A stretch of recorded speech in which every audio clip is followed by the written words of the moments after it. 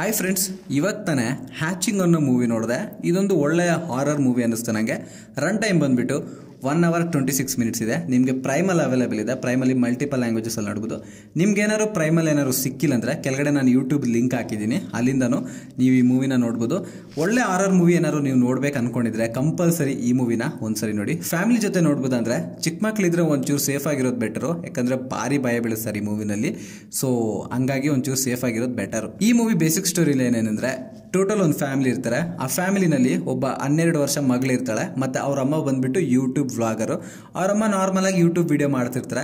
Sudden ಆಗಿ window ಹತ್ರ ಏನೋ ಸೌಂಡ್ ಆಗುತ್ತೆ. ಅಲ್ಲೊಂದು ಕಾಗೆ ಬಂದು ಬಿದ್ದು ಇವ್ರ ಮನೆ ಒಳಗಡೆ ಬಂದ್ಬಿಡುತ್ತೆ ಕಾಗೆ. ಸೊ ಅವರಮ್ಮ ಕಾಗೆನ ತಗೊಂಡು ತಲೆ ಹಿಂದಕ್ಕೆ ತಿರ್ಸ್ಬಿಟ್ಟು ಎತ್ತಿ ಡಸ್ಟ್ಬಿನ್ಗೆ ಬಿಸಾಕ್ತಾಳೆ. ಸೊ ಅವಾಗ ಈ ಮಗಳಿಗೆ ಬಂದ್ಬಿಟ್ಟು ಭಾರಿ ಬೇಜಾರಾಗುತ್ತೆ. ಆ ಕಾಗೆನ ತೊಗೊಂಡೋಗಿ ಅಲ್ಲೇ ಡಸ್ಟ್ಬಿನಲ್ಲಿ ಇಕ್ಕಿರ್ತಾರೆ. ಒಂದಿನ ಬೆಳಗ್ಗೆ ಸೌಂಡ್ ಆಗುತ್ತೆ ಆ ಡಸ್ಟ್ಬಿನಲ್ಲಿ. ಸೊ ಅವಾಗ ಏನಾಗುತ್ತೆ ಅಂದರೆ, ಆ ಕಾಗೆ ಬಂದ್ಬಿಟ್ಟು ಮೊಟ್ಟೆ ಇಕ್ಕಿರುತ್ತೆ. ಆ ಮೊಟ್ಟೆ ನಿಮ್ಮ ಮಗಳು ತಗೊಂಬಂದು ಅವಳು ಬೆಡ್ರೂಮಲ್ಲಿ ಇಕ್ಕೊಂತಾಳೆ. ಸೊ ಒಂದೊಂದು ದಿನಕ್ಕೆ ಆ ಮೊಟ್ಟೆ ದೊಡ್ಡದಾಗ್ತಾ ಇರುತ್ತೆ. ದೊಡ್ಡದಂದರೆ ಇವಳಿಗಿಂತ ದೊಡ್ಡದಾಗ್ಬಿಡುತ್ತೆ.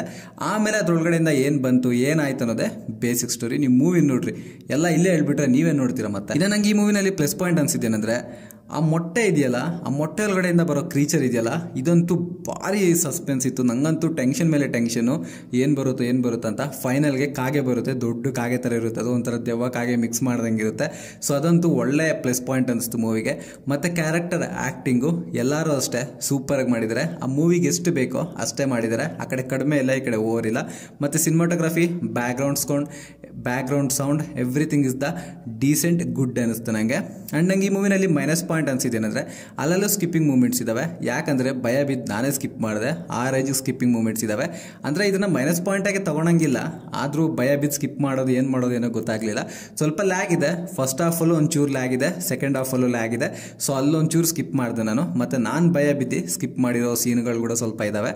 ಸೊ ಈ ಥರ ಮೈನಸ್ ಪಾಯಿಂಟ್ ಅನ್ಕೋಬೋದು ಅಷ್ಟೇ. ಬಿಟ್ಟರೆ ಜಾಸ್ತಿ ಭಯ ಬೀಳಿಸಿದ್ರೆ ಅನಿಸ್ತು ನನಗೆ.